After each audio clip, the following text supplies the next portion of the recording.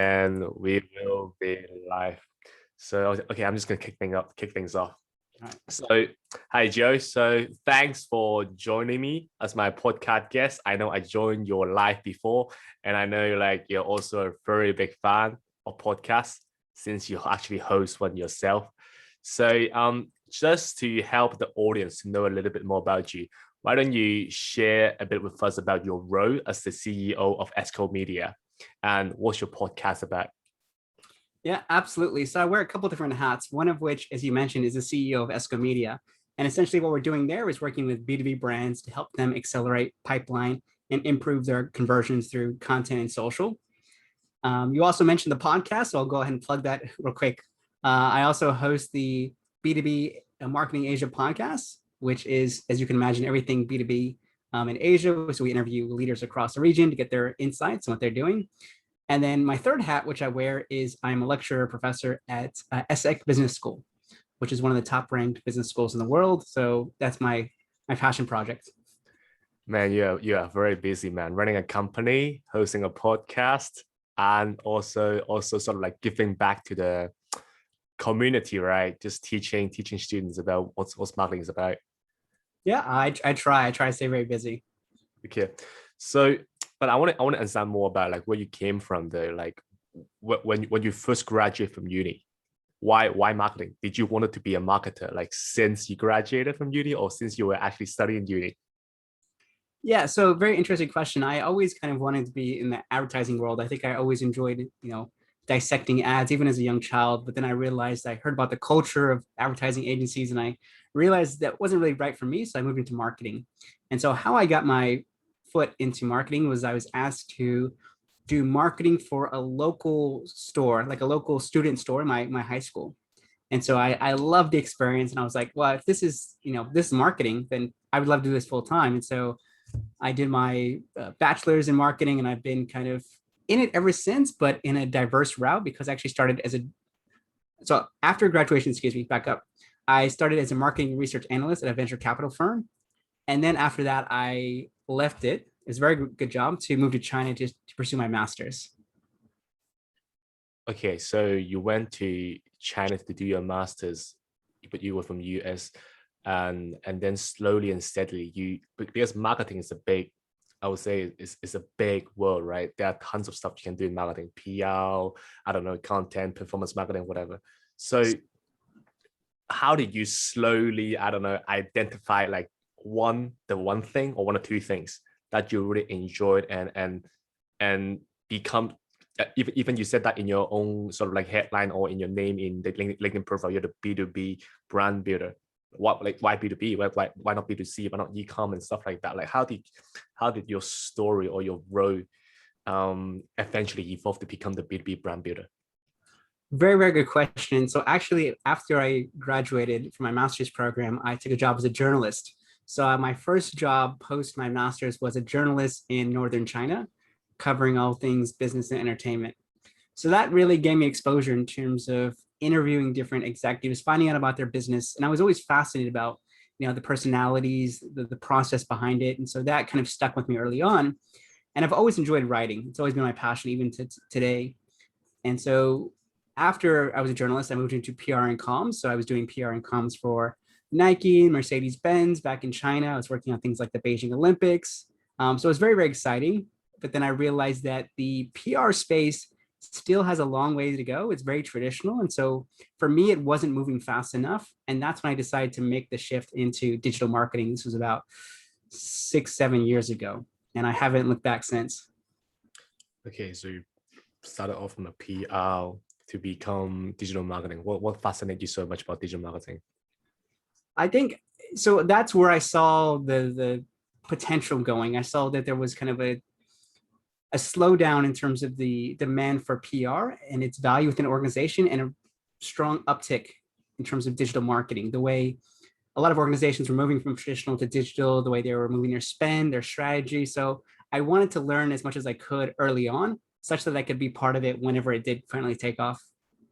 Oh, I see. Oh, I see. Like for me, I don't know. I don't know. Like because as soon as I came out of uni, digital marketing was the only marketing. So I sort of like see us as the only marketing because like as soon as I graduate, like Facebook's already there, Instagram is already there. Like there are a lot of platforms that are already there. So digital marketing was like basically the only thing I see on marketing, and that's my recognition as marketing. That's interesting. And I like the way that you mentioned the trends that you saw, right? When you first came out, PR wasn't moving as fast, and then you see a trend of companies starting to shift their money strategy, being more focused on digital. Then I want to ask you then, like over them having working into B2B marketing space for the last like 5-10 years, what are some of the major trends you are seeing then as a B2B marketer in this space? I don't know, globally, regionally, in APAC, what are some of the stuff that you're seeing?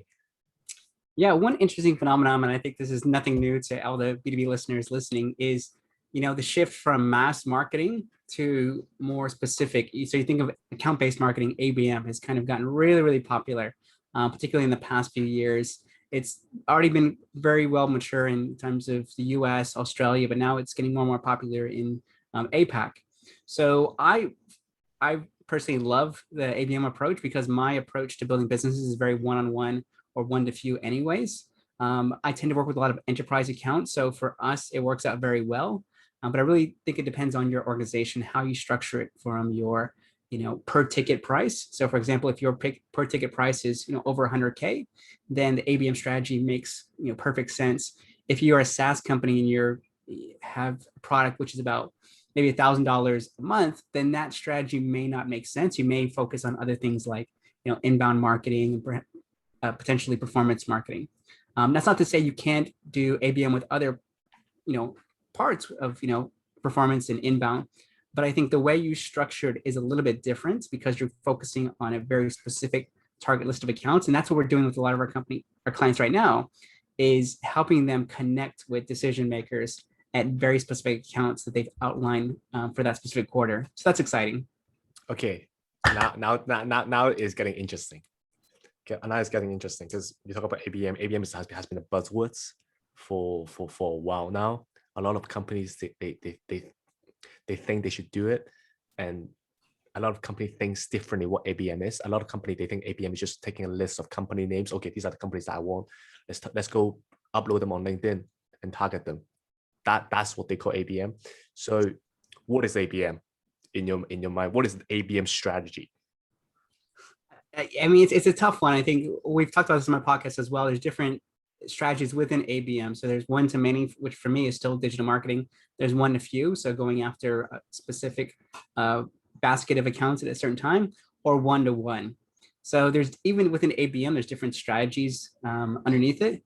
But once again, I would say that ABM works with different strategies. So for example, we talked about uploading the list into LinkedIn, perhaps running ads that way.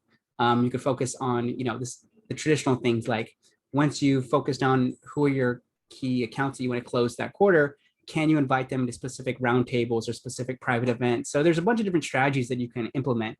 But I would say that it's nothing new that a lot of marketers haven't thought about or done before. It's just being a little bit more focused in terms of your messaging, in terms of the accounts that you're going after. And I think a lot of B2B tech companies we work with are now going after the ABM approach. Okay, so I want to dig a little bit deeper. Like when you're working on your own, like for your own company, and when you're working with your clients in terms of like developing an ABM strategy, right? So what's the first thing? What's the first step? Let's say in the first meeting, the client tell you, I want to run an ABM strategy. And then as a consultant, as an agency, what's the first thing that you do with them? Yeah, so steps. I would share both because our approach versus our client's approach tends to differ, and my approach is very, very different. I don't think I've heard anyone do it. For me, I'm not necessarily interested in the company. Yes, it has to have a certain size because we generally work within different departments and different geographies. But for me, it's more focusing on the people. So is this someone that I'm actually going to enjoy working with? And the reason I focus on people versus organizations is that, well, I've been fortunate that, some of our clients, they leave. So if you look at the average tenure of a marketer, it's going to be 2 to 3 years max. So they're jumping to new companies. What happens when you have a solely company-specific approach is you tend to lose that account. Whereas we've been very, very fortunate that our clients have left, they've joined new companies, they've brought us on board. And for me, that is far more exciting because I like working with them, regardless of what company that they're working with. And so that's the fun part. With that said, that's not the way most companies do it, not the way our clients do it, which once again, no wrong or right. But I would say that they're they have a specific companies in mind. So what they'll do is generally work with a sales team to identify, okay, who are the top, say 50 to 100 companies we're trying to close this quarter, for example. And then I would work with them and say, okay, give me that list and then break it down a little bit more for me because company is great, but what kind of seniority or what kind of persona are you trying to target? What kind of geographies are you looking after? Any specific industries outside that are complementary? So for the first step is really gathering as much information as possible to understand what they're actually looking to do and who they're looking to do it with. So that's the primary KPI or objective early on. Okay, so first thing is gather information, right? Okay. And I like the way that you mentioned your approach. So your approach is sort of like ABM, but it's to the people side of things. So it's like relationship building to an extent that no matter that guy or that girl, he or she, no matter where he goes, he or she is still going to be your client for the long term. And then that's your approach, your ABM approach. And then when it comes to your client's ABM approach, your first step is to gather as much information at the start. Okay, let's say company, firmographics, and then what's next? Because I think one thing that I'm very, very interested in, or a lot of companies, a lot of people be very interested in, is how do you justify that your ABM approach is doing good, is generating an impact? Because when it comes to ABM, usually people want to target big companies, big enterprise companies, right? It's not like marketing can right away showcase, okay, they read this piece of content, they come in as a demo. It doesn't work like that, right? For Yeah. if it's ABM or big enterprises like that. So okay, so once you identify the company, what's next? Is it defining goals, aligning teams? What I is think stuff it's that comes yeah, out of it? next to aligning teams, and this is a realization that I learned on a recent project is we should ideally be meeting with both the head of marketing as well as the head of sales. Because when you have that gap there, that's when issues happen. And when you speak with the sales team, they're very, very clear in terms of who they're targeting and who they want to, outreach to. So it helps, really, really helps to make sure that both are on the same page, marketing and sales, as well as us, because we're helping to bridge the gap between the two. So we generally have meetings with both marketing and sales to better understand what are their personal goals and how we can work together. Because marketing may be doing something already with that person, sales may be doing something already, but our job is to find out what's been done thus far. How do we bridge the gap? What are some new ideas that we can include? Or even if it's not new ideas, how can we optimize our existing things? So I'm a big believer of not, just throwing new things just for the sake of throwing new things out there, but working with them to audit or take a look at their existing activities and say, okay, here's what we've done. Here's the outcome. How can we make this better? So we do that with a lot of clients as well, rather than kind of jumping to new things. For others, they want to move on to newer things. So we'd look at, okay, what is the best way in which to reach them? And so we're doing a couple of pilots right now with some very large tech companies that will launch hopefully in the next month or so. And for that, we are launching what I call like branded podcast series. So I'm hosting the series and we're bringing together the company. So it could be their head of marketing, their head of sales, and we're bringing together the prospect company. And we're having a kind of private dialogue or conversation to find out more about the prospect company and the person behind it. What are some of the challenges? What are some of the goals they're looking to achieve? And also give them opportunity to share their expertise, because it shouldn't just be a discovery for the seller. It should also give the client, the potential client, the opportunity to share their expertise, give them a platform to build their thought leadership. I don't like that word, but it's essentially that. And I think it's about finding out what works and what's going to benefit both parties. Okay, so tell me a little bit about this like podcast project that you're working on. So it does it mean that you're helping the clients to create their own podcast? So right now it's a series. So we've signed off for several episodes for each company. And yes, we're managing end to end from working with them on identifying the list, identifying the prospect accounts, to hosting the session. So I'm the host, as well as post-production. Some of the post-production we're doing ourselves, some we're working with a partner that the client works with previously. So that's how we're doing it, kind of end-to-end approach. Oh, interesting, interesting.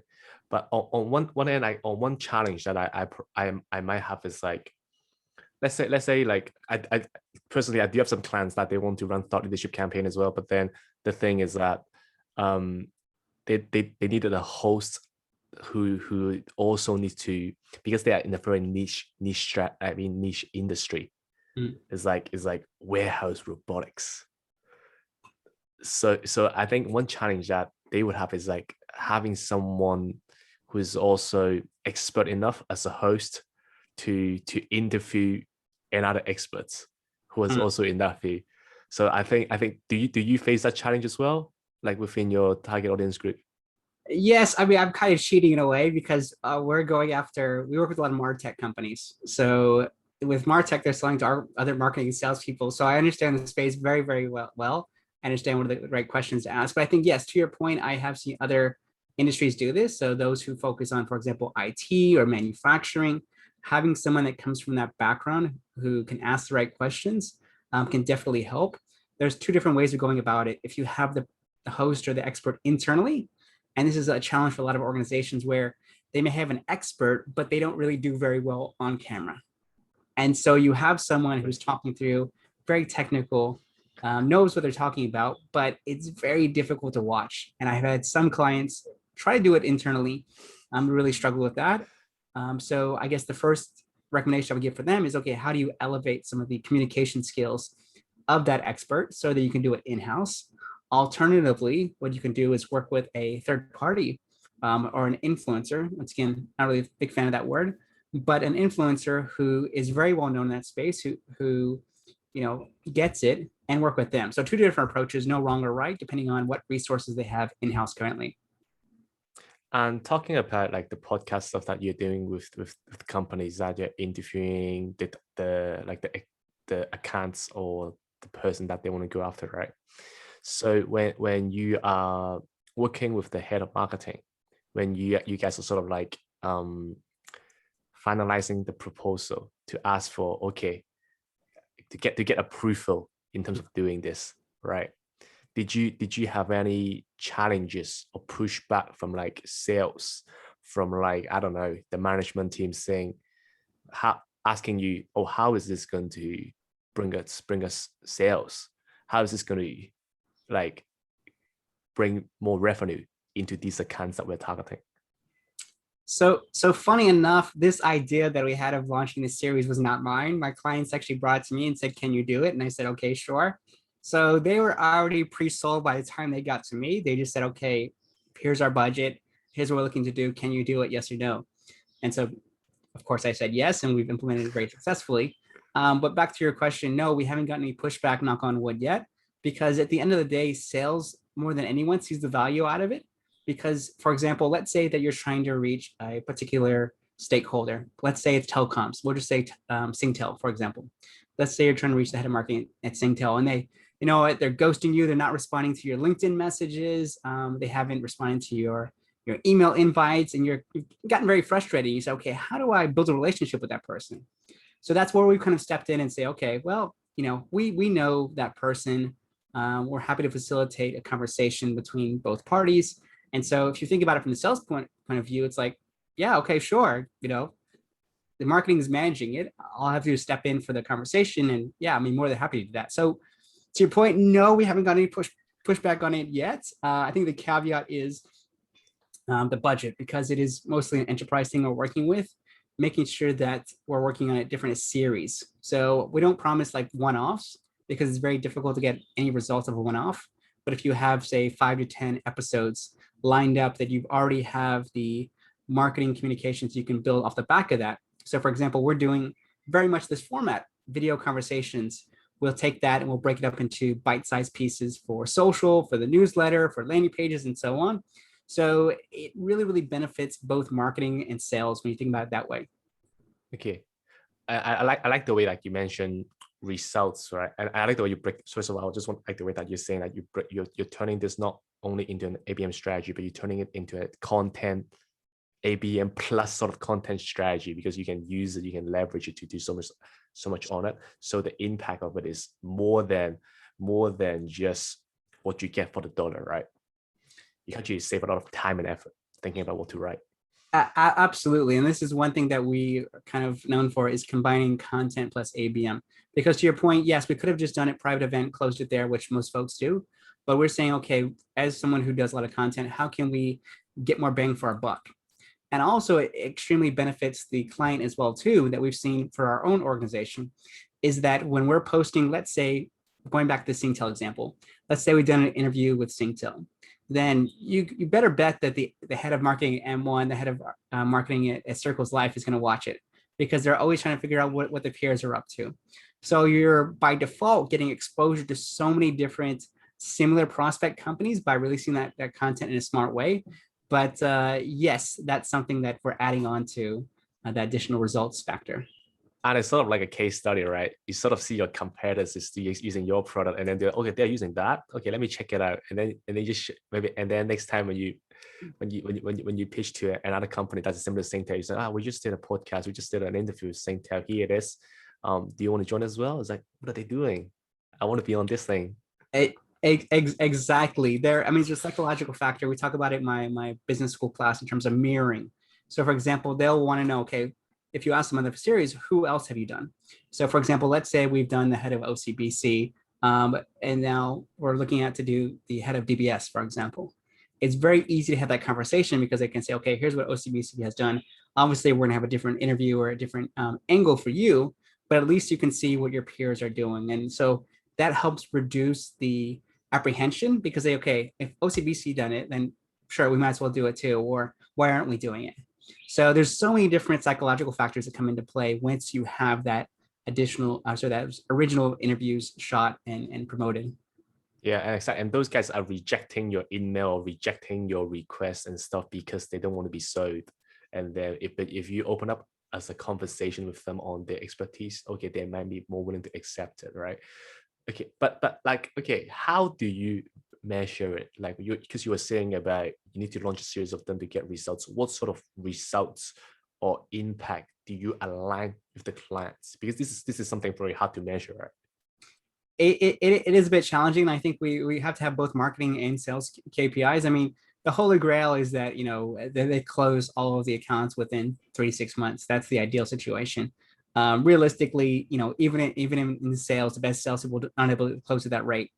But if you give a look at the amount of investment versus the ticket size, if we're able to close even one of these accounts, I mean, it's huge ROI on the back end of that. And then as we talked about, that's on the sales side. And then on the marketing side, we talk about the, you know, drastic improvement in terms of reach, in terms of engagement, in terms of potential leads, if you are marketing these assets correctly. So there's marketing KPIs and sales KPIs on both sides. You know, the holy grail is you're closing some of these, but I think that's why we do a series, such that even if we close one of these deals, which we more than likely will, it's going to be massive ROI for the company, and it's something that can be scalable and repeatable too. So yeah, that's what they're ideally looking for. Okay, so on one end, the sales KPI is like if you close one of them, but that's like you won't know until 36 months down the road, right? So you're sort of like using those marketing matrix, the stuff that you can actually measure right now within each episode as like how is it, indicators or signals, right? To tell both client and yourself, you guys are on the positive route to success. Yes, exactly. Is that right? That's very interesting because this is actually the first time I hear I hear like using podcasts or interview as an ABM strategy, because like a lot of the time back then, ABM strategy, what they did is just like very mass marketing, right? Absolute mass marketing. They like a lot of companies, they still take ABM marketing as an approach that they just upload a bunch of lists. They just basically they just find a list, upload it, target them, and that's Yeah. ABM.